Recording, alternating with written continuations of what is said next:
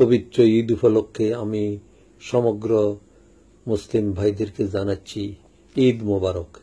আল্লাহ তাআলা এক মাস সিয়াম সাধনার পরে আমাদেরকে পবিত্র ঈদ উদযাপনের সুযোগ করে দিয়েছেন। এই জন্য আল্লাহ তাআলা শুকরিয়া জ্ঞাপন করি, আলহামদুলিল্লাহ। হাদিস শরীফে আছে, শুধু রঙিন কাপড় চোপড় পরলে ঈদের আনন্দ হয় না। যারা রোজা রেখেছে, সেহেরি করেছে, ইফতার করেছে, রোজার যাবতীয় হুকুম পালন করেছে, নিজের জীবনকে তৈরি করেছে, তাদের জন্য আজকের ঈদ। তাই আসুন আমরা আজকের ঈদে পরিপূর্ণরূপে সামিল হই, সকল ভাই বোনদের সুযোগ সুবিধার প্রতি খেয়াল রাখি। ঈদ উল ফিতর এই জন্য এটার নাম যে আমরা ফিতরা যেন আদায় করে দিই, গরিব ভাইরাও যেন আমাদের সাথে ঈদ পালন করতে পারে, সেদিকেও যেন আমরা খেয়াল করি।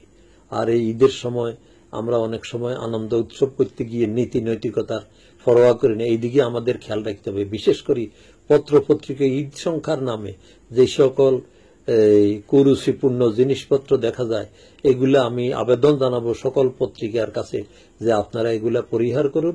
সবাই আসুন আল্লাহর কাছে নিজদেরকে পেশ করি, যেন এই পবিত্র ঈদ আমাদের জন্য, সারা জাতির জন্য কল্যাণকর হয়।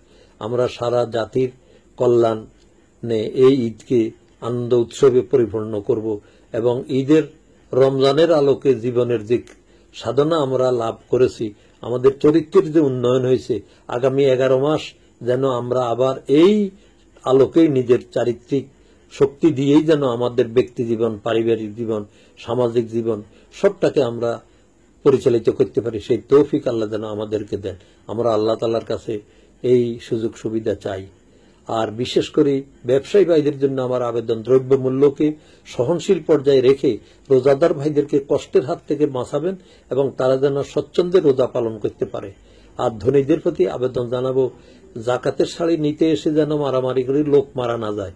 এই জন্য আপনারা সুন্দরভাবে জাকাত যেভাবে দেওয়া, মানুষের কাছে পৌঁছিয়ে দেওয়া, কালেকটিভ হইতে সেভাবে চেষ্টা করে জাকাত পৌঁছাইতে পারেন। ইসলামী আন্দোলনের ভাইরাও একখানে জাকাত দেওয়ার চেষ্টা করুন, যেন আমরা প্রয়োজনীয় লোকদের কাছে জাকাত পৌঁছাইতে পারি। ধনীরাও যেন নির্দিষ্ট জায়গায় পৌঁছাইতে পারেন, যাতে করে ঐক্যবদ্ধভাবে তাদের কাছে আমরা পৌঁছাতে পারি। জাকাত কোনো দান খয়রাত নয়, এটা তাদের হক, অধিকার।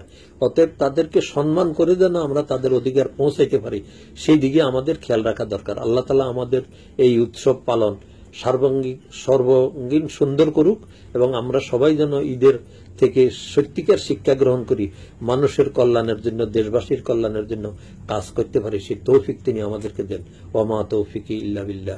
আসসালামু